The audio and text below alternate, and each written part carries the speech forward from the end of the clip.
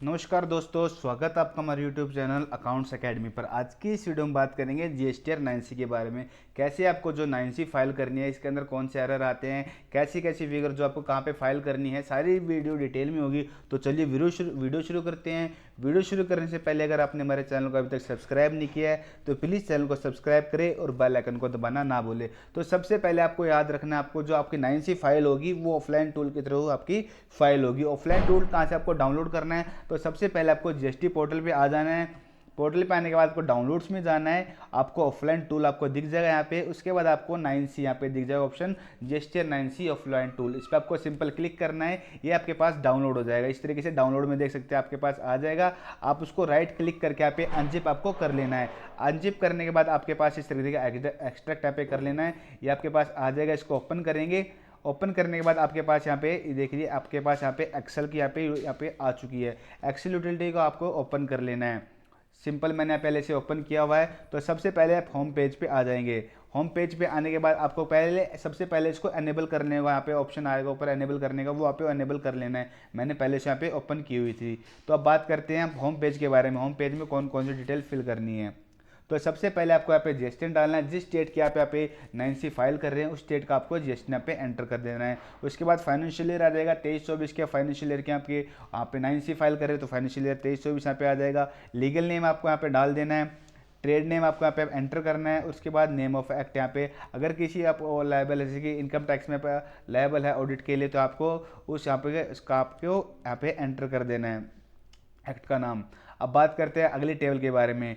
Table number 5। Table number 5 के अंदर कौन कौन सी डिटेल डालनी है। ये वीडियो थोड़ी लंबी हो सकती है, लेकिन आपको डिटेल में बताऊंगा इसके अंदर कौन कौन सी फिगर दिखाई देनी है। आप काफ़ी वीडियोज़ में क्या लोग इसमें क्या करते हैं, आपको बता देंगे यहाँ पे पेंट की सेल है, यहाँ आपके 9 की टर्नओवर आ जाएगी, यहाँ पे डिफरेंस हो जो आपको पे ऐड कर देना है। लेकिन मैं आपको एक एक पॉइंट अभी डिटेल में बताने वाला हूँ, तो थोड़ी वीडियो लंबी होगी, लेकिन डिटेल में पूरी यहाँ पे वीडियो मिलेगी आपको। तो सबसे पहले हम बात करते हैं टेबल नंबर 5 के बारे में। टेबल नंबर 5 आपको क्या कहती है।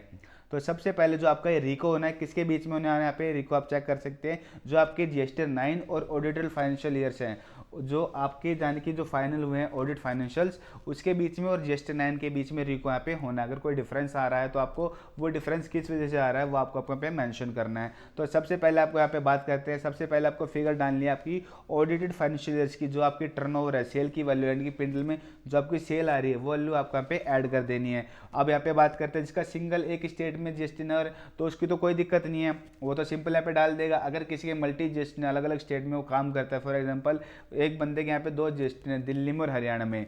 अब वो क्या है, उसकी तो पेंडल बने तो कंसोलिडेटेड बने, तो सेल मानने को मान लो दिल्ली में 5 करोड़ थी, हरियाणा में 5 करोड़। पेंडल में सेल कितनी होगी इसकी, 10 करोड़ की। लेकिन यहाँ पे 10 करोड़ की आपको सेल नहीं दिखानी है अगर अलग 2 स्टेट की है। तो सिर्फ यहाँ पे जिस स्टेट की आप भर रहे हैं, यानी कि आप दिल्ली की भर रहे हैं तो 5 करोड़ दिखाएंगे, आप हरियाणा की भर रहे हैं तो 5 करोड़ आपको अलग अलग यहाँ पे दिखानी है। सिंपल एक स्टेट वाले को यहाँ पे कोई दिक्कत नहीं, जिसके मल्टी जीएसटी हो जाएंगे तो वहाँ पे आपको अलग अलग वहाँ पे शो करनी पड़ेगी। जैसे अब मैं दिल्ली के यहाँ पे फाइल कर रहा हूँ तो दिल्ली मेरी 5 करोड़ की है पेंडल में सेल, तो सिंपल यहाँ पे मैं 5 करोड़ यहाँ पे ऐड कर दूंगा।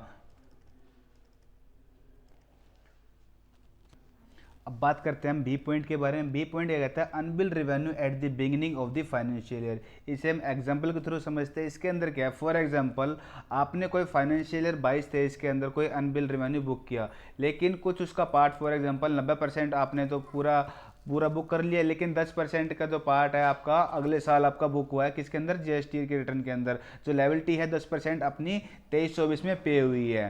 पूरा हमने बुक किया, क्या नाम है, 90% की लायबिलिटी का आपकी जीएसटी पोर्टल पे फाइनेंशियल 22-23 में पे होगी, लेकिन 10% जो आपकी अगले साल यानी कि 23-24 में फाइनेंशियल ईयर में पे हुई है। लेकिन बुक्स में तो हमने पूरी वहाँ पे दिखाई है, 100% दिखाई है, 22-23 के अंदर पूरी दिखा दी थी। तो क्या हुआ, हमारी क्या हुआ यहाँ पे लायबिलिटी किसके अंदर, यानी कि जीएसटी तो रिटर्न बढ़ गई हमारी एनुअल रिटर्न में, तो वो वैल्यू आ चुकी है 10% की वैल्यू, यानी कि वो डिफरेंस है जो हमारी 9 के अंदर ज़्यादा हो चुका है, लेकिन बुक्स में वो नहीं है। तो यानी कि हमें वो बढ़ाना पड़ेगा वो भी मैच करने के लिए। तो आने एग्जाम्पल हमारा यानी कि वो 10 लाख का था, सॉरी, तो यहाँ पे 10 लाख का जो हमने वो वैल्यू बढ़ाई है जीएसटी 9 के अंदर, तो वो यहाँ पे 10 लाख की वैल्यू यहाँ पे बुक्स में भी बढ़ानी पड़ेगी। तो 10 लाख यहाँ पे वैल्यू हम सिंपल एंटर कर देंगे। अब बात करते हैं हम पॉइंट सी के बारे में। पॉइंट सी कहता है आपका unadjusted advance at the end of the financial year. ऐसे अनएडजस्टेड एडवांस जो आपको फाइनेंशियल यहाँ पे मिले हैं वो आपको यहाँ पे ऐड कराने पे एग्जांपल के थ्रू समझते हैं। आप 23-24 में यहाँ पे काम कर रहे हैं, 23-24 के आपको मार्च 24 में आपको कोई सर्विस के अगेंस्ट में आपको एडवांस मिला, आपने क्या किया उसका जो जीएसटी आपको पे कर दिया है, लेकिन वो जो आपका वो एडवांस है अगले फाइनेंशियल ईयर में आपने वो बुक किया हुआ है, तो क्या हुआ जीएसटी की आपकी जो एनुअल रिटर्न की वैल्यू वो तो बढ़ गई लेकिन बुक्स की वैल्यू नहीं बढ़ी है। तो बुक्स की वैल्यू को हम बढ़ा देंगे। जो आपका डिफरेंस अमाउंट, जैसे मैंने 1 लाख का यहाँ पे डाला था, मैंने एडवांस मिला था मेरे को, तो यहाँ पे मैंने 1 लाख से आपकी बुक्स की वैल्यू भी बढ़ा दी, क्योंकि एनुअल रिटर्न में मैंने वो वैल्यू दिखा रखी है, क्योंकि मैंने 23-24 में एडवांस में मैंने दिखा दिया, वो रिटर्न में तो लायबिलिटी दिखा के पे कर दिया है, लेकिन बुक्स में वो यहाँ पे नहीं अगले साल की है। तो वो ऐसी लायबिलिटी जो आपने पे की हुई वो लायबिलिटी आपको डाल देनी है। अब बात करते हैं हम यहाँ पे अगले पॉइंट के अंदर बारे में। डी पॉइंट क्या कहता है आपका, डीम सप्लाई अंडर शेड्यूल 1। ऐसी सप्लाई जो आप इंटर ब्रांच सेल करते थे दिल्ली हरियाणा में, आपका जीएसटी ने मैंने आपको बताया, आप दिल्ली से आपने कोई हरियाणा माल भेजा, अब वो ऐसी सप्लाई क्या है फाइनेंशियल्स के अंदर, ऑडिट फाइनेंशियल के अंदर वहाँ पे नहीं दिखाई जाती। जो इंटर ब्रांच आपकी सेल परचेज होती है वहाँ से आपकी सेल परचेज में से हटा दी जाती है, लेकिन जीएसटी पोर्टल पर आपको शो कर रही है ऐसी, जैसे आपने 10 लाख का माल दिल्ली से हरियाणा भेजा, अब आपने क्या जीएसटी पोर्टल पे तो वो आपको दिखा दिया, आपने बढ़ा दिया 10 लाख से सेल, लेकिन यहाँ पे ऑडिट फाइनेंशियल्स के अंदर आपने 10 लाख की वैल्यू यहाँ पे घटा दी है, तो यानी कि वो वैल्यू यहाँ पे कम हो चुकी है आपकी। अब उस वैल्यू को हम बढ़ाएंगे क्योंकि जीएसटी पोर्टल 10 लाख की ज़्यादा आ रही है और पीएनडल में अपने 10 लाख की कम आ रही है, क्योंकि वो 10 लाख हमने वहाँ से हटा दिया इंटर ब्रांच को, तो 10 लाख को यहाँ पे हम एंटर कर देंगे। तो इस तरीके से जो मेरा डिफरेंस है यहाँ पे करेक्ट हो जाएगा। अगले हम पॉइंट की बात करते हैं हम, ये अपना ई पॉइंट। ई पॉइंट के अंदर कहता है credit note issue after the end of the financial year but reflected in annual return. अब ऐसे क्रेडिट नोट जो हमने क्या करा है ये इशू किए end of the financial year और but reflect in annual return. अब हमने क्या है, फॉर एग्जांपल इस एग्जांपल थ्रू समझते हैं। आपने फाइनेंशियल 23-24 से आपने काम किया, मार्च 24 में कोई सेल की, अब उसका क्रेडिट नोट मई 24 में अपने पास आया, अब वो हमने क्या एनुअल रिटर्न में तो दिखा दिया हमने, अब वहाँ पे क्या 9 के अंदर अपने यहाँ पे सेल वहाँ पे अपने कम कर दिया क्रेडिट नोट दिखा के, अब लेकिन फाइनेंशियल ईयर्स में हमने अपने फाइनेंशियल्स में वो नहीं दिखाया है, वो क्रेडिट नोट हमने सेल वहाँ पे कम नहीं की है, तो आपने 9 में कम कर दिया है और अपने ऑडिट फाइनेंशियल्स में अपने यहाँ पे कम नहीं किया, तो आपको क्या करना पड़ेगा यहाँ पे कम करना पड़ेगा, जो आपके डिफरेंस हो आपको यहाँ पे डालना पड़ेगा। देखिए ई पॉइंट आपका माइनस में यहाँ पे देखिए माइनस में आ रहा है, आपके देख सकते हैं ई यहाँ पे माइनस हो रहा है, यानी कि जो आपकी जो टर्नओवर है ऑडिट फाइनेंशियल्स की आपको वहाँ पे कम करना पड़ेगा, जो क्रेडिट नोट आपने एनुअल रिटर्न में दिखाए। जैसे मेरे 5 लाख के हैं, मैंने 5 लाख के क्रेडिट नोट 9 में तो कम कर दिए, लेकिन यहाँ पे फाइनेंशियल बनाते हैं वहाँ पे मैंने कम नहीं किए थे, तो मेरे को यहाँ पे भी वो कम करने पड़ेंगे। अब अगली बात करते हैं पॉइंट की, अपना एफ पॉइंट कहता है trade discount accounted for in the audited annual financial year but not permissible under GST. अभी ऐसी हमने ट्रेड डिस्काउंट दिया किसी पार्टी को, अब वो क्या है हमने उसमें ऑडिट फाइनेंशियल ईयर्स में यहाँ पे माइनस करके यहाँ पे दिखा दिया है, लेकिन हमने क्या वो जीएसटी पे वहाँ पे नहीं था, उसमें एप्लीकेबल नहीं होगा, तो क्या है जीएसटी में हमने वो एज इट इज। अब एग्जांपल के थ्रू समझते हैं, एक पार्टी थी, अब एक पार्टी को हमने सेल कर रही थी 1 करोड़ की, तो जीएसटी में पूरी हमने 1 करोड़ की लायबिलिटी दिखा रखी थी, पूरा टैक्स पे किया हुआ था, लेकिन हमसे ट्रेड डिस्काउंट दिया 10 लाख का, हमने डिस्काउंट वहाँ पे दे दिया, तो बुक्स में तो मैंने 10 लाख की वहाँ पे वैल्यू कम कर दी, लेकिन जीएसटी पोर्टल पे तो पूरी है उतनी वैल्यू है, तो यानी कि 90 लाख का वहाँ पे मैंने दिखा दिया है बुक्स के अंदर और 1 करोड़ जीएसटी के अंदर, तो 10 लाख से यहाँ पे कम हो गया मेरा। 90 लाख की मैंने बुक्स में दिखाई है और 1 करोड़ की मैंने जीएसटी में दिखाई, तो 10 लाख से कम हो गया है, तो मैंने बुक्स को कितने यहाँ पे बढ़ाना पड़ेगा, मेरे को 10 लाख से यहाँ पे बढ़ाना पड़ेगा। अब देख सकते हैं एफ पॉइंट आपका प्लस आ रहा है, तो यहाँ पे 10 लाख की वैल्यू में सिंपल एंटर कर दूंगा। ये आपके लिए यहाँ पे क्या नाम है, जी पॉइंट आपके लिए यहाँ पे एप्लीकेबल नहीं है, ये पुरानी इसके लिए जो था 17-18 में जो आपकी टर्नओवर थी उसकी डिटेल यहाँ पे आपको डालनी होती थी। अब बात करते हैं अगला पॉइंट आपका कहता है एच पॉइंट के बारे में। एच पॉइंट आपका कहता है unbilled revenue at the end of the financial year. अभी ये कुछ पॉइंट्स है जो ये इसके रिवर्स हो जाएंगे, स्टार्टिंग के तब इसके रिवर्स यहाँ पे चालू हो चुके हैं, बी का रिवर्स यहाँ पे एच यहाँ पे आ चुका है। अब ये कौन सा अनबिल रेवेन्यू यहाँ पे बात कर रहा है, जो आपने and of the financial year आपने बुक किया, फॉर एग्जाम्पल 22-23 में आपने यहाँ पे कोई मार्च 23 में आपने बुक किया हुआ था, जो इसकी लायबिलिटी जो आपने किस में यहाँ पे पे की थी, अप्रैल 24 में यहाँ पे आपने पे कर दी थी, सॉरी अप्रैल 23 में यहाँ पर आपने वो लायबिलिटी पे की थी, यानी कि फाइनेंशियल 22-23 की जो आपका अनबिल रेवेन्यू था आपने वो बुक 23 कर लिया 22-23 के लिए, मार्च 23 का आपने यहाँ पे बुक करा, लेकिन जो इसकी कुछ लायबिलिटी आपने अप्रैल 23 से बुक की थी, यानी कि 23-24 के पीरियड में आपने जीएसटी की वैल्यू आपकी ऐड होकर आ गई थी, यानी कि 9 की वैल्यू बढ़ गई जीएसटी की, लेकिन वो आपकी जो की फिगर थी आपकी 22-23 की थी, तो जो आपकी 9 की वैल्यू बढ़ चुकी है वो हम वहाँ पे घटा देंगे। देखिए आपका एच पॉइंट अभी माइनस में आ रहा है, आपका एच यहाँ पे माइनस हो जाएगा। फॉर एग्जांपल मेरी ऐसी वैल्यू 5 लाख की वैल्यू थी, जो मैंने जीएसटी पे किया 22-23 का था, लेकिन हमने 23-24 में उसका हमने पे किया, तो जीएसटी मेरी वैल्यू बढ़ी 5 लाख से, तो मैं 5 लाख यहाँ पे अपना कम कर दूंगा। अगला पॉइंट आपका यहाँ पे बात करता है unadjusted advances at the beginning of the financial year. ठीक इसी तरीके से आपका उल्टा हो जाएगा आपका सी पॉइंट का। यहाँ पे इसमें क्या है, ऐसे एडवांसेज जो beginning of the financial year. अब एग्जांपल के थ्रू यहाँ पे समझते हैं। हमने क्या है इस केस में, क्या है जीएसटी हमने पहले यहाँ पे कर चुके हैं, और जो क्या नाम है एडवांस था, जैसे फॉर एग्जाम्पल सर्विस केस में हमने एडवांस मिला में हमने जीएसटी पे कर दिया। अब उसकी जो लायबिलिटी हमने पहले पे कर दी यहाँ पर, और जो बुक किया है अगले साल हमने बुक्स में बुक किया है, तो यानी कि जीएसटी हमारी कम हो चुकी है। अब हम पे क्या करना पड़ेगा इस केस में हमें बुक्स को भी कम करना पड़ेगा। अगर ऐसी कोई वैल्यू है तो आपको यहाँ पे ऐड करा देनी है। जैसे हमारी कोई यहाँ पे वैल्यू नहीं है तो सिंपल हम 0 यहाँ पे एंटर कर देते हैं। उसके बाद हम बात करते हैं अगला पॉइंट क्या कहता है, credit notes accounted for in the audited annual financial statement but are not permissible under GST. अब ऐसे क्रेडिट नोट जो हमने ऑडिट फाइनेंशियल स्टेटमेंट में दिखा दिया माइनस करके सेल, लेकिन जीएसटी में अपने पास हम वो नहीं दिखाए। कैसे है वो, कौन से हैं, अब हम बात करते हैं, क्योंकि अब क्रेडिट नोट दिखाने का एक टाइम होता है। अब 23-24 की हम फाइल कर रहे हैं, अब 23-24 का जो हम क्रेडिट नोट अक्टूबर रिटर्न तो कम दिखा सकते हैं, लेकिन हम अक्टूबर के बाद दिखाएंगे तो वो ऐसे क्रेडिट नोट वहाँ पे हम नहीं ले सकते हैं। तो लेकिन हमें ऑडिट फाइनेंशियल में तो हमने वो क्रेडिट नोट हमने दिखा के कम कर दिया अपनी सेल को, लेकिन यहाँ पे जीएसटी पोर्टल पे यहाँ पे हमने कम नहीं करी। तो इस केस में क्या होगा, हमें जीएसटी को यहाँ पे देखो ऐड होके आ रहा है, क्योंकि हमने अपनी ऑडिट फाइनेंशियल ईयर में वैल्यू कम कर ली है, लेकिन जीएसटी पोर्टल पे हम नहीं कर पाए हैं। तो यहाँ पे इसे हमें ऐड करना पड़ेगा, यानी कि बढ़ाना पड़ेगा। जो वैल्यू हमने कम करी है वो हम यहाँ पे ऐड कर देंगे। फॉर एग्जांपल मैंने 2 लाख से वैल्यू यहाँ पे कम की थी, तो अब मैं 2 लाख से अपने बढ़ा दी है, क्योंकि मैंने ऑडिट फाइनेंशियल ईयर में 2 लाख से हमने कम कर दी थी, और लेकिन वहाँ पे पोर्टल पर नहीं करी है, तो इस वजह से हमने इसको यहाँ पे ऐड करना पड़ेगा। आगे हम बात करते हैं के पॉइंट के अंदर कौन सी वैल्यू डालनी है, adjustment on account of supply of goods by SEZ unit to DT units. अगर आपकी कोई वैल्यू हो तो सिंपल एंटर कर देना। हमारे केस में कोई वैल्यू ऐसी नहीं है तो सिंपल यहाँ पे 0 यहाँ पे एंटर कर देंगे। उसके बाद आपकी वैल्यू आती है यहाँ पे एल पॉइंट क्या कहता है, turnover of the period under composition scheme. अगर आपके अंडर कंपोजिशन स्कीम के अंदर उस टाइम पे कोई टर्नओवर थी तो उसको आपको टर्नओवर का पे सिंपल यहाँ पे ऐड कर देना है। यहाँ पे अगली बात हम बात करते हैं, एम पॉइंट में कहता है आपका adjustment in turnover under section 15 and rules thereunder. इसके अंदर आपकी कोई एडजस्टमेंट है, अगर रूल सेक्शन 15 की सेक्शन 15 के आपके एडजस्टमेंट है तो आपको यहाँ पे एडजस्टमेंट यहाँ पे डाल देनी है, वो सिंपल आपका यहाँ पे प्लस होके आ जाएगा। उसके बाद हम बात करते हैं 9 के एन के बारे में। एन क्या कहता है, adjustment in turnover due to foreign exchange fluctuation. अगर आपकी कोई ऐसी एडजस्टमेंट है जो फॉरेन एक्सचेंज के, वो जैसे आपको एक्सपोर्ट कर रहे हैं आप, फॉरेन एक्सचेंज का जो है रेट यहाँ पे ऊपर नीचे होता रहता है, तो उसकी वजह से आपको कोई डिफरेंस आया है उसके टर्नओवर के अंदर, तो आपको यहाँ पे एडजस्टमेंट वो आपके डाल देनी है। आपको उसका जो डिफरेंस है आपका अमाउंट यहाँ पे डाल देना है। फिर ओ पॉइंट में आपका कहता है अगर आपको कोई ऐसा कोई एडजस्टमेंट है जो ऊपर यहाँ पे ऊपर लिस्टेड नहीं है, तो कोई भी आपका रीज़न हो सकता है उसके अंदर मतलब, और उससे कोई आपको एडजस्टमेंट हो तो उस फिगर को आपको सिंपल आपको यहाँ पे ऐड कर देना है। तो इस तरीके से जो आपकी यहाँ पे वैल्यू आ जाएगी, जो आपकी नेट या आपकी जो वैल्यू है आपकी ये वैल्यू आ चुकी है, हम देख सकते हैं। देखिए ये आपका वैल्यू आ रहा है यहाँ पर, जो वैल्यू आपकी आ चुकी है एनुअल टर्नओवर आफ्टर एडजस्टमेंट, जो आपकी आफ्टर एडजस्टमेंट की कितनी वैल्यू आ रही है 5,23,00,000 की आ रही है। उसके बाद आपको डिक्लेयर करनी है एनुअल रिटर्न, जो जीएसटी में आपकी एनुअल रिटर्न में जीएसटी में टर्नओवर आई है। जैसे मेरी एग्जाम सेम बिल्कुल यही है, आपको ध्यान रखना है आपका यहाँ पे डिफरेंस नहीं आना चाहिए, क्योंकि आपकी मैच होनी चाहिए। एडजस्टमेंट हम पूरी कर चुके हैं। जैसे कि अब मैंने मेरी कितने टर्नओवर यहाँ पे मैं डाल चुका हूँ, डाल देता हूँ यहाँ पे।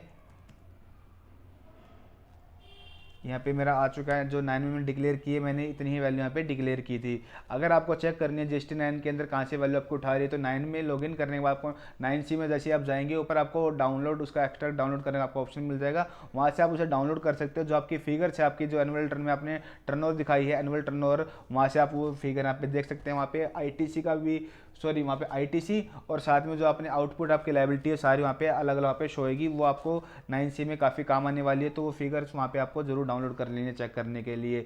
अगर फिर भी आपको कोई डिफरेंस आ रहा है इसके अंदर, इस टेबल के अंदर, तो इस टेबल का डिफरेंस यहाँ पे अगर मान लो कुछ डिफरेंस आता है 2-4 रुपये का, 5-20 रुपये कोई डिफरेंस आता है, किसी वजह से आपका हो सकता है, तो इसे राउंड ऑफ में कुछ भी जो आपका रीज़न है, कुछ ज़्यादा बड़ों का डिफरेंस है, किस वजह से आपका डिफरेंस आ रहा है, तो रीज़न आपको सिंपल यहाँ पे टाइप कर देना है।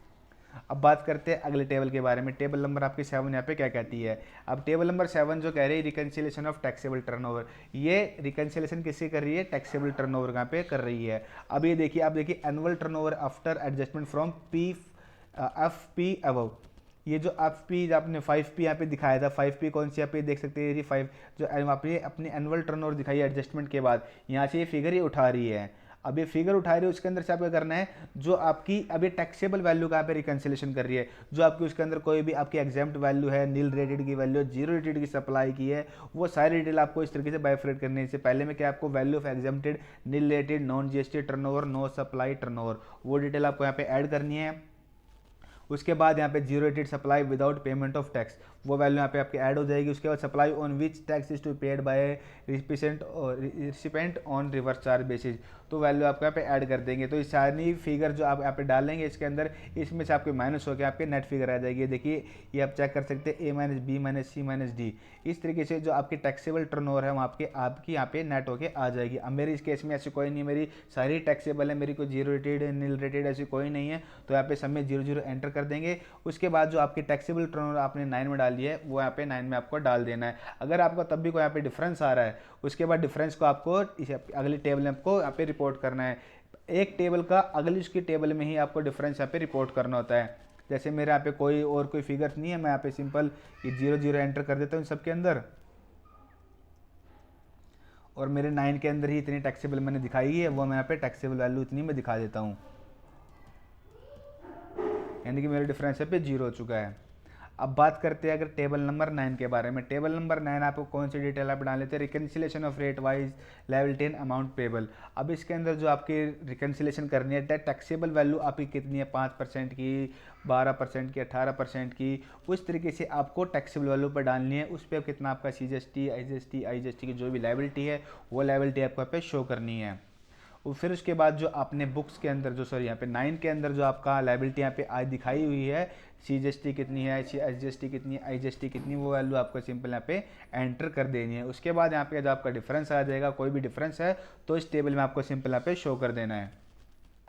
अब टेबल नंबर यहाँ पे बात करते हैं 11 के बारे में। टेबल नंबर 11 क्या कहती है, रिकन्सिलेशन ऑफ टैक्स पेड। यहाँ पे रिकन्सिलेशन टैक्स पेड करना है, कौन सा, additional amount payable not paid. अगर कोई आपका एडिशनल अमाउंट पेबल है और आपने पे नहीं किया है, कोई भी रीजन यहाँ पे जो टेबल 6, 8, 10 में आपका कोई यहाँ पे 6, 8 में आपने रीजन दिखाया है, आपका कोई यहाँ पे एडिशनल अमाउंट पेबल है, आपने पे नहीं किया है, तो इसकी डिटेल आपको सिंपल यहाँ पे ऐड कर देनी है। अब बात करते हैं हम टेबल नंबर 12 के बारे में। टेबल नंबर 12 किसका रिकन्सिलेशन, आपका ITC का रिकन्सिलेशन है। Reconciliation of net input tax credit, जो आपका नेट इनपुट ITC क्रेडिट है उसका आपको यहाँ पे यहाँ पे करना है। तो सबसे पहले आपको यहाँ पे डाल देना जो आपका नेट ITC है वो आपको यहाँ पे डाल देना। ITC availed as per audit financial year, जो आपने ऑडिटेड फाइनेंशियल ईयर में ITC क्लेम किया है, यहाँ पर जो अवेल किया है वो फिगर आपको यहाँ पे डाल देनी है। जैसे मैंने आपको स्टार्टिंग बताया था मल्टी स्टेट के मल्टी GST आपके, तो जिस स्टेट का यहाँ पे आप डाल रहे हैं, जैसे मैं दिल्ली का यहाँ पे कर रहा हूँ, तो सिर्फ दिल्ली का जो आपका ITC है वो आपको यहाँ पे एंटर कर देना है, ठीक है। उसके बाद अब बात करते हैं आपको कौन सा पे फिगर यहाँ पे डालनी है, ITC book in earlier financial year claimed in current financial year. अगर ऐसा कोई ITC है जो अर्लियर फाइनेंशियल ईयर में आपने यहाँ पे जो ITC बुक है आपका, आपने बुक किया हुआ था अर्लियर फाइनेंशियल ईयर में लेकिन क्लेम आपने करंट फाइनेंशियल ईयर में किया है, तो ऐसा आपको यहाँ पे ऐड करना है, आपके प्लस हो गया फिगर यहाँ पे आ जाएगी। उसके बाद ऐसा कोई ITC book in current financial year to be claim in subsequent financial, ऐसा ITC कोई आपने जो करंट ईयर फाइनेंशियल में आपने क्लेम किया है, सॉरी जो यहाँ पे आपने ITC जो आपने बुक किया है करंट फाइनेंशियल में किया है और जो क्लेम किया है सब्सिक्वेंट फाइनेंशियल ईयर में किया है, तो उसके ऐसा कोई अपना ITC है तो आपको ITC सिंपल यहाँ पे ऐड कर देना है। उसके बाद हम बात करते हैं D पॉइंट, आपका ये ऑटोमेटिक ये आपको फिगर से ले लेगा, ये आप देख सकते हैं A+B-C, इस तरीके से D आपको यहाँ पे वैल्यू आ जाएगी। और जो आपने ITC क्लेम किया है टोटल आपने GST 9 में, तो वैल्यू आपकी ITC यहाँ पे डाल देनी है। जो आपको कोई डिफरेंस होगा, इसमें कोई ITC में कोई डिफरेंस आ रहा है तो सिंपल आपको डिफरेंस का कोई भी रीज़न है तो इसमें आपको एंटर कर देना है। अब टेबल नंबर 14 के बारे में बात करते हैं। टेबल नंबर 14 यहाँ पे क्या कहती है, आपको reconciliation of input tax credit ITC। आपको क्या करना है यहाँ पे, जैसे कि आपका परचेज, आप कितने की आपकी परचेज थी उसकी वैल्यू ऐड करनी है, कितना आपने उस पर ITC लिया है, कितना एलिजिबल ITC था वो आपको आपने वो अवेल किया है वो आपको वैल्यू पुट करनी है, कितना आपका फ्रेट का था, पावर फ्यूल का था, जो भी है आपको इस तरीके से आपको यहाँ पे बाइक फ्रेट यहाँ पे करनी होती है परचेज की अभी डिटेल्स ITC की। तो इसके अंदर टोटल आपका जो ITC आ जाएगा वो 9 के थ्रू यहाँ पे डाल देना है। जो भी आपको कोई रीज़न यहाँ पे आ रहा है तो यहाँ पे रीज़न आपको डालना है कि इस वजह से आपका डिफरेंस है, तो रीज़न आपको यहाँ पे डाल देना। कोई डिफरेंस नहीं है तो आपको सिंपल उसे ब्लैंक कर देना है। और खास चीज़ का आप ध्यान रखना है, टेबल जैसे आप टेबल कोई भी फिल कर रहे हैं, साथ के साथ उसे हमें क्या करना है, वैलिडेट जरूर करना है। अगर कोई आपको एरर होगा तो आपको एरर पे शो कर देगा। एरर कई बार कैसे देखे जाते हैं, जैसे आपने कोई 9 की फिगर में कोई डिफरेंस, जैसे मान लो कोई 100 रुपये की फिगर दिखा रखी है, 9 में आपने 99 दिखा दी, तो अगर एग्जैक्ट वैल्यू आपको दिखानी है तो ऐसा कोई डिफरेंस वहाँ पे आपको शो नहीं करना है। अब ऐसा कोई डिफरेंस आपको यहाँ पे आ रहा है जो आप शो कर रहे हैं आईटीसी का, और 9 में आपको डिफरेंस आ रहा है, तो सिंपल उसका डिफरेंस आपको शो कर देना है यहाँ पे। अब टेबल नंबर 16 के बारे में बात करते हैं। टेबल नंबर 16 क्या कहती है, आपकी reconciliation of input tax credit. यहाँ पे जो क्या कहता है, tax payable of unreconciled difference in ITC due to reason specified in 13 और 15। अगर आपका ऐसा कोई टैक्स पेबल है आपका, जो आईटीसी को आपका डिफरेंस आ रहा है, तो आपको यहाँ पे मेंशन कर देना है। और बात करते हैं आपकी लास्ट, आपकी टेबल यहाँ पे आ चुकी है। ये एडिशनल लायबिलिटी आपकी आ रही है, कोई reconciliation due to non reconciliation, आपको कैसी कोई आपकी एडिशनल लायबिलिटी है तो उसके अंदर आप पे शो कर सकते हैं। सारी टेबल्स को फिल करने के बाद सिंपल आपको क्या है, सारी टेबल्स को वैलिडेट कर लेना है। फिर आपको सिंपल होम पेज पे आ जाना है। होम पेज पे आने के बाद आपको करना है generate JSON file to upload 9C detail on GST portal. Generate JSON पे आपको क्लिक कर लेनी है, आपकी जनरेट हो जाएगी जेएसएन।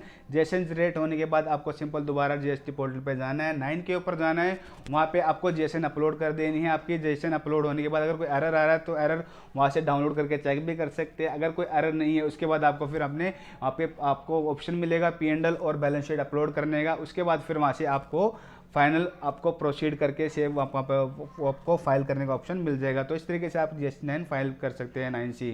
और आपको 9 फाइल करनी है, किस तरीके से 9 फाइल करते हैं उसके लिए मैंने अलग से वीडियो बनाई हुई है, उस चैनल पे आप विजिट करके चेक कर सकते हैं। साथ ही में 9C के अंदर कोई डिफरेंस आ रहा है आपका एडिशनल टैक्स पेमेंट करने का, तो कैसे आप DRC 03 के थ्रू पेमेंट कर सकते हैं, उसके लिए मैंने वीडियो बनाई है, आप चैनल पे देख सकते हैं। तो फ्रेंड्स इस वीडियो में बस इतना ही। इस वीडियो से रिलेटेड आपको कोई भी क्वेश्चन है तो हमें कमेंट डाउन कर सकते हैं। और ये वीडियो आपको अच्छी लगी हो तो प्लीज़ वीडियो को लाइक करें, चैनल को सब्सक्राइब करें। Thank you.